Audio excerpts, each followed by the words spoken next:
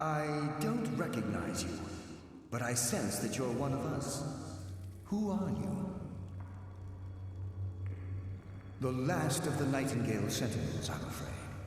I've defended the Sepulcher alone for what seems like an eternity. We were betrayed by one of our own kind. In fact, I'm to blame for what's happened here. I was blinded by dark treachery masquerading as friendship. Perhaps if I had been more vigilant, then Mercer Frey wouldn't have lured me to my fate and stolen the skeleton key.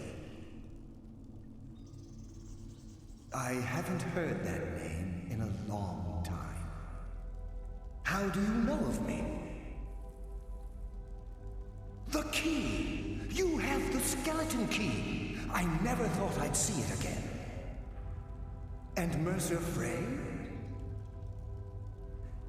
Then it's over, and my death wasn't in vain. I owe you a great deal, Nightingale.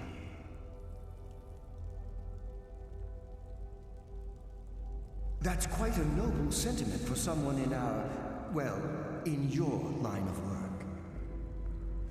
My only regret is that you had to undertake this task alone. Carlia? She's still alive? I feared she'd befallen the same fate, ending up a victim of Mercer's betrayal. Nothing would bring me more pride than to return the key, but I'm afraid it's impossible. From the moment I arrived here, I felt myself, well, dying. The Sepulcher isn't merely a temple or a vault to house the key. Within these walls is the Ebonmere, a conduit to Nocturnal's realm of Everglow.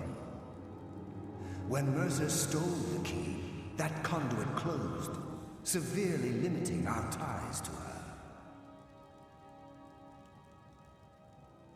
I'm afraid so. I'm weakening, and I can feel myself slipping away. The years without restoration of my power have taken their toll. Whatever damage has been caused can only be corrected by following the pilgrim's path to the Ebonmere and replacing the key.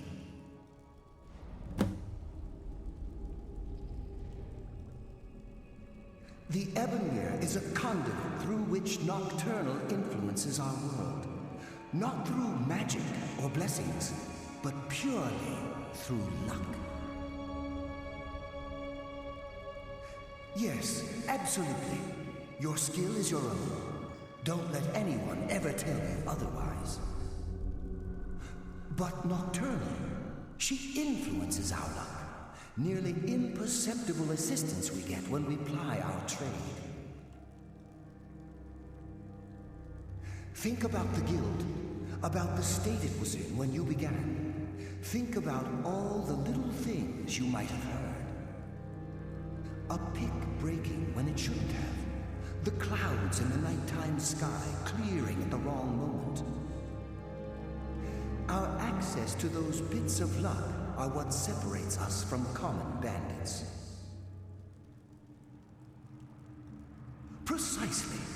There are a few who still call Nocturnal Lady Luck, and for good reason. With the Ebonmere closed, and their sudden severance from the realm of Everglow, I fear they've undergone a drastic change. They're shadows of their former selves. They no longer remember their true purpose or their original identities. My spirit didn't manifest itself in the Sepulcher immediately, so fortunately I wasn't present when the Ebonmere was sealed. However, ever since that day, I've felt my power waning, slowly draining away. Whatever is affecting the Nightingale Sentinels is starting to affect me too. As I get closer to the Ebonmere, I begin to feel myself slipping away. Even right this moment, I feel strange, when I don't think I should be feeling anything at all. I wish I could help you, but I've been a prisoner in this very chamber for the last quarter century. The only possible help I've come across are the remains of some poor fellow who is trying to follow in your footsteps. Perhaps his journal can help?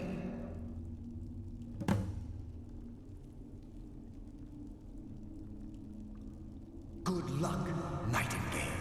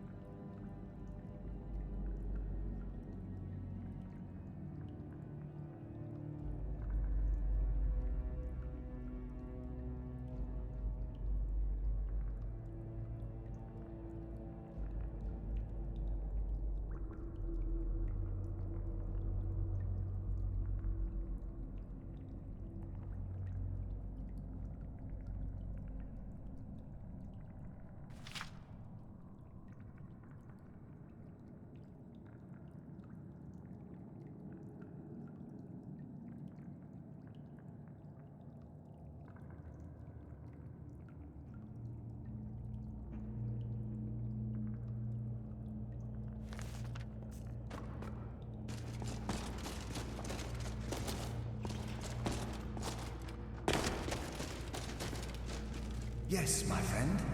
How may I help?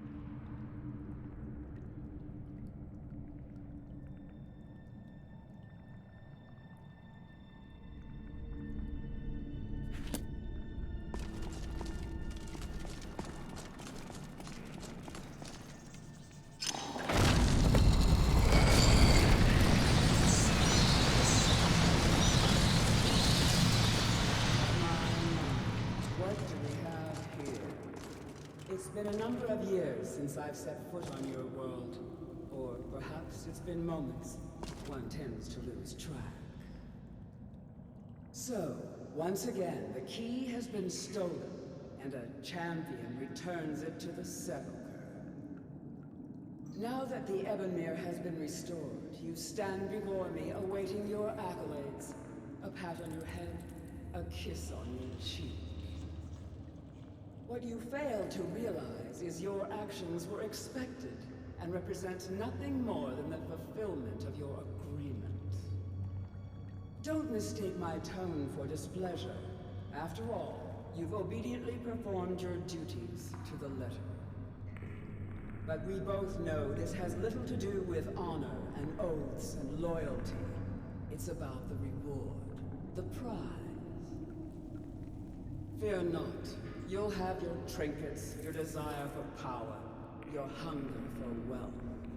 I bid you to drink deeply from the Ebonmere mortal, for this is where the agent of Nocturnal is born.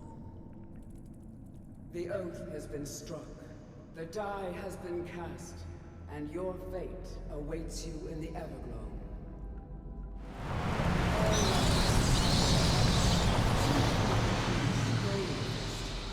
Won't you?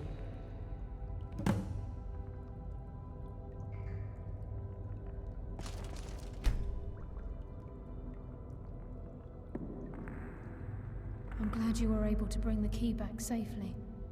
Nocturnal seemed quite pleased with your efforts. I wouldn't take that to heart. It's her way. Think of her as a scolding mother continually pushing you harder to be successful, outwardly sounding angry, but silently content. I assure you, had she been displeased with you, we wouldn't be having this conversation. The circles at the base of the Ebonmere imbue you with powers befitting a Nightingale agent. The crescent moon represents the agent of stealth, the half moon for the agent of subterfuge, and the full moon for the agent of strife. This is Nocturnal's way of maintaining balance. If you ever feel the need to change your abilities, you can return to the Sepulcher and step onto a different circle. Be warned that once you've chosen, you can't reselect for at least a day. Now, your life as a Nightingale begins. Should the need arise, you'll be summoned to the Sepulcher in order to defend it. The Guild has welcomed me back with open arms. I feel like a void in my life has finally been filled. I only hope that this isn't an ending to things, but actually the beginning. Why, perhaps the greatest crime spree Skyrim's ever known. There are pockets brimming with coin and coffers overflowing with riches ripe for the picking. We may be Nightingales, but in our hearts we're still thieves, and we're damn good at what we do.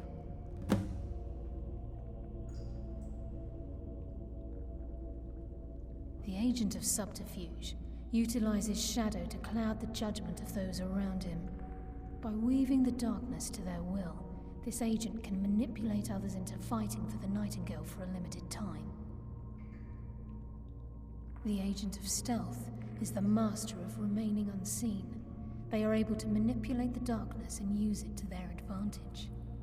On moonlit nights or in darkened rooms, this agent literally becomes invisible. The agent of strife can send forth a tendril of pure darkness into the heart of another, causing great injury to them. At the same time, this tether will bolster the agent's own life force, making him stronger. Choose your path, and your journey will be complete.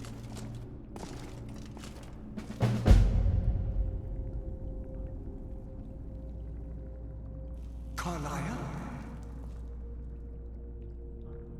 Gallus! I feared I would never see you again. I was afraid you'd become like the others. If it were not for the actions of this Nightingale, your fears would have come true. He honors us all. What will you do now, my love? Nocturnal calls me to the Everglow. My contract has been fulfilled. Will I ever see you again? When your debt to Nocturnal has been paid, we'll embrace once again. Farewell, Gallus. Eyes open. Walk with the shadows. Goodbye, Carlyle.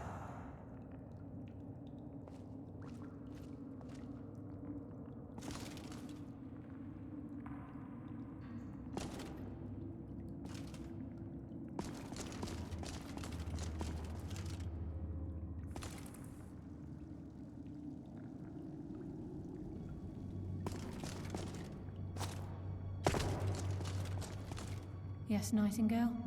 What is it? If this place is in danger ever again, the shadows will call. Should the need arise, a portal connects the Sepulcher and Nightingale Hall. Use it whenever you wish. Gallus's oath has been paid. His actions have satisfied the terms. Now his spirit becomes one with the Everglow, the realm of perpetual twilight and the cradle of shadow. No, not gone. He's become one with the shadows. This is the greatest honor a Nightingale can possibly achieve. In death, he's become a part of that which we used to live. Absolutely. When we say, walk with the shadows, we are asking those Nightingales who have passed on to protect us. It's believed that they are literally what guides our uncanny luck, by placing their hands in ours. That's why the Ebonmere needed to be reopened. Without it, there's no way Nocturnal was able to allow them through.